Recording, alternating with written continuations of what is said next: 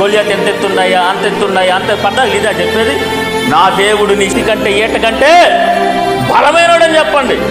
ఆయన అద్భుతాలన్నీ తీసుకొచ్చి లిస్టు పెట్టు. 10 అద్భుతాలు లిస్ట్ ఉంది, 11 అద్భుతం నా దేవుడు చేస్తాడు. స్తోత్రం కలుగును గాక. ఎరికో గోడ చుట్టూ తిరుగు అంటే ఏం తిరగాల? తిరుగుతూ అయ్యా ఎరికో గోడలు ఎంత ఎత్తుకున్నాయి, ఇన్ని రాళ్ళు ఉన్నాయి, లోన ఎంతమంది సైనికులు ఉన్నారని చెప్పారు వాళ్ళు. ఏమన్నా ఎరికో గోడలు ఎంత ఎత్తున్నాయి, ఇన్ని రాళ్ళు ఉన్నాయి, ఎంతమంది ఉన్నారని చెప్పలా. తిరగడం వాళ్ళ పని. యెహోషువ ఒకటే నమ్మాడు. యోర్దాను నదిని దాటించిన దేవుడు, ఎర్ర సముద్రాన్ని దాటించిన దేవుడు, ఐగుప్తు నుంచి విడిపించిన దేవుడు ఎరికో గోడలను కూడా దాటించగలడు. మనం కూడా నమ్మాలండి. గొలియాతును చూడొద్దు, గొలియాతుని మీద గెలిపించే దేవుని నువ్వు చూడు. ఎర్ర సముద్రాన్ని నువ్వు చూడొద్దు. ఇప్పుడు కూడా కొన్ని శ్రమలు ఉన్నాయి. ఆ శ్రమలను దాటించే దేవుణ్ణి తలంచుకున్నప్పుడే ఆ శ్రమలు కూడా తల ఉంచి మన ముందు నుంచి వెళ్ళిపోతాయంట. హల్లెలూయా.